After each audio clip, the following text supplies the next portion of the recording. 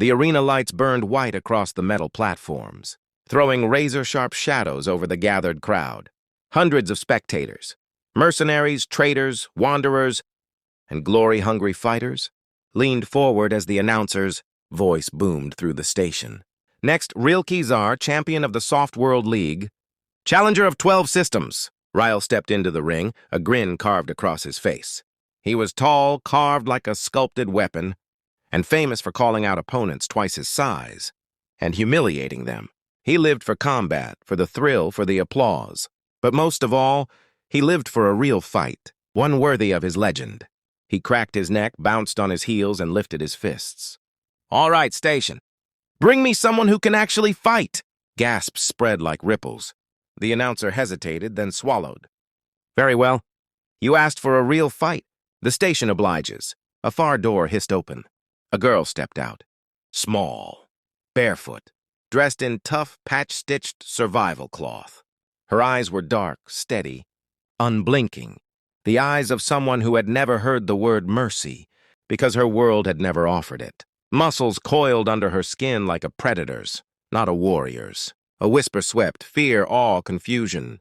From Class 5 hostile planet designation D93, also known as Deathworld Prime. "This is Sarah." Ryle blinked. "Her? Seriously?"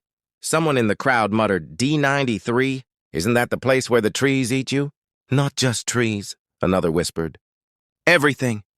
The girl tilted her head. No expression. No excitement, no fear. Just calm.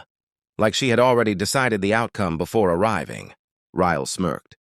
"All right, little Deathworlder. I'll try not to break you too bad." She blinked once. "You won't have time," she said softly. Ryle laughed.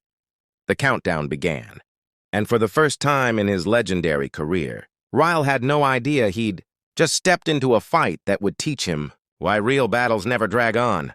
Because on a death world, they end fast. Very fast. 5, 4, 3.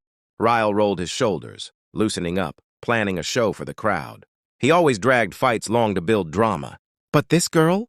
He'd finish her in one clean strike, maybe two if he was feeling generous. He just had to watch her movements. Small fighters relied on speed. 2. Sarah's breathing never changed. Her stance looked wrong, relaxed, almost lazy. No guard up, no tension. Like she wasn't even preparing to fight. 1. The buzzer screamed. Ryle surged forward like a released spring, but he didn't even finish the first step. Sarah vanished. One blink, gone. The crowd gasped as a blur slid low across the ground. Faster than anyone human should move. Ryle's eyes widened. He pivoted to catch her. Too late. A palm struck his knee. Not hard, not dramatic, but perfectly placed. The joint popped sideways with a sickening shift. Ryle crashed onto one knee before he understood what happened. Pain blasted up his leg like molten metal. "What the?" She was already behind him. Another strike. His elbow bent the wrong way. Ryle roared, spinning wildly. He swung his good arm in a wide arc, one of his famous knockout blows. The crowd held their breath. Sarah wasn't there. She was already above him. Her heel drove, lightly, not full force, into his shoulder. Blade, controlled, precise. Yet the impact dropped him flat onto the floor, like gravity had tripled. Ryle sprawled, gasping, vision flickering. She stepped back. "Get up," she said. Her voice wasn't taunting. It wasn't mocking. It was instructional, like she was training him, not fighting him. Ryle clenched his teeth, fury igniting through humiliation and pain. He staggered to his feet, arm hanging loose, knee screaming. "You," he panted, "you think that was enough?" She shrugged. "If this were home, you'd already be dead. I used only 10% strength. That's all I was allowed." The crowd murmured. Ryle's heart pounded. What kind of place produced someone like her? What kind of world made this look slow?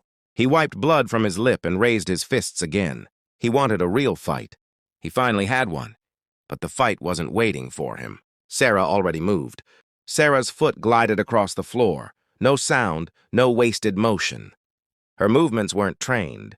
They were instinct carved from a lifetime of surviving something worse than predators. Ryle threw the first punch out of desperation, not precision. His broken elbow screamed with every motion, but pride pushed him forward. She caught the strike gently. almost too gently. Then she twisted. Ryle screamed as his shoulder dislocated with a crunch. He stumbled away, fury and shock swirling into disbelief. "You can stop," she told him. "Stop?" he roared. "I haven't even—" She was beside him already. A chop to his ribs, a flick to his throat, a knee to his hip. Each strike minimal, efficient, designed not to kill but to break parts in clean, non-lethal lines. She was holding back. The worst part, the truly humiliating part, was how calm she looked. While dismantling him, Ryle staggered back, gasping like a drowning man. "Fight me! Actually fight me!" "I am," she said. "If I fought you the way I fight predators, you'd have died at the buzzer." He froze. She continued calmly. "Where I come from, you don't trade punches. You don't show off. You don't drag a fight. Everything bigger, faster, or venomous tries to kill you instantly. If you take more than a second to end a threat, you're already dead." Ryle stared, throat dry. The crowd went silent. Sarah tilted her head slightly. "Real fights on my world are not dramatic. They don't last minutes. They end fast. Because hesitation means death." She stepped closer, close. Enough that he felt the pressure of her presence like a shifting wall. "You wanted a real fight," she whispered. "So here is the truth. Real fights are short, brutal, decided in the first move. We don't have the luxury of time." Ryle tightened his jaw. "I won't lose." "Not like this." She nodded. "Then come." For the first time in years, Ryle felt true fear. Not the excitement of combat, but the instinctive terror of prey realizing the predator has stopped playing. He charged anyway. And Sarah finally decided to stop holding back. Not all the way, just enough to show him the difference between a fighter and someone who survived a world built to kill. Ryle lunged with everything he had left: pride, adrenaline, desperation. A wild man's charge, a warrior's howl. Sarah watched him come. To him, he felt fast. To her, he moved like thick syrup. The moment he entered striking distance, her body reacted on instinct. A twist of the waist, a pivot of the hips, a short, brutal strike upward under his ribs. The sound was like a hollow drum. Ryle's breath shut off instantly. Pain exploded across his torso. He buckled, wheezing, eyes wide and glassy. Sarah stepped behind him in the same breath. Her fingers tapped the back of his neck with surgical precision. Not a lethal spot, but a nerve cluster that sent lightning through his spine. His legs gave out. He collapsed face first, gasping like something inside him had caved. 30 seconds. That's all the fight had lasted. The arena had never been so silent. Sarah knelt beside him, not cruelly, not triumphantly. "You fought well," she said softly. He coughed blood. "You didn't even try. I tried to keep you alive." Ryle slammed his fist weakly against the floor. How do you fight like that?" She looked upward as if remembering something distant and painful. "On D93, everything kills efficiently," she said. "A venomous bird doesn't warn you before it strikes.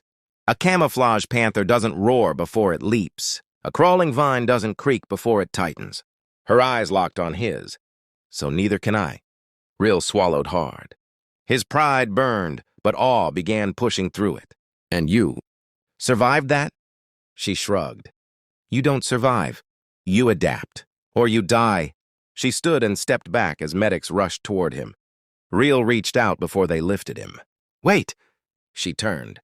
"Thank you," he whispered. "For showing me what a real fight is?" She nodded once. "A real fight is one you end before the danger begins. Remember that." The crowd finally erupted, not in cheers, but stunned disbelief, respect, and fear. Sarah walked out quietly. Ryle lay there broken but enlightened. Real fights were fast. He finally understood. Hours later, Ryle sat in a medical chamber, body wrapped, bones aligned, muscles trembling from shock. His pride throbbed louder than the pain. A real fight ended in seconds. He replayed every moment, searching for mistakes, but the truth was cruel. His mistake wasn't the fight. His mistake was asking for a fight with someone who fought to survive, not to win. A soft chime echoed. The door hissed open. Sarah stepped in. Ryle blinked. "You came to see me?" "It's polite," she said. "You fought bravely." He laughed weakly. "Bravely? You dismantled me like a toy." She tilted her head. On my world, bravery isn't winning. It's standing back up when death has already touched you once. Real stared. She continued, "You're strong, but you fight for applause, for pride, for challenge. And you?" he asked. "I fight because if I don't, something hungrier will eat me." Silence. Then Ryle asked the question echoing in his mind since the fight began. "How did you become like that?" Sarah's eyes softened. "We don't choose to be strong. Our world chooses for us." She paused. "Where I grew up, only 1 out of 30 children lives past their 10th year. The rest, the world eats." Ryle's breath caught. "Everything teaches us," she said. "Pain teaches, fear teaches, loss teaches. We learn fast or we die faster." He swallowed, a newfound respect settling like a weight. She turned to leave. "Sarah," he called softly. She paused. "Do you think I could learn? Not to fight like you, but to understand that kind of discipline?" She gave a rare, small smile. "If you can survive me teaching you, yes." He chuckled, even laughing hurt. "Then I want to learn." Sarah nodded once. "Then first lesson. Real strength isn't about how long you last. It's about how fast you decide the outcome." She walked away. Real leaned back, wincing, but a grin spread across his face. He had finally found what he'd been searching for all his life.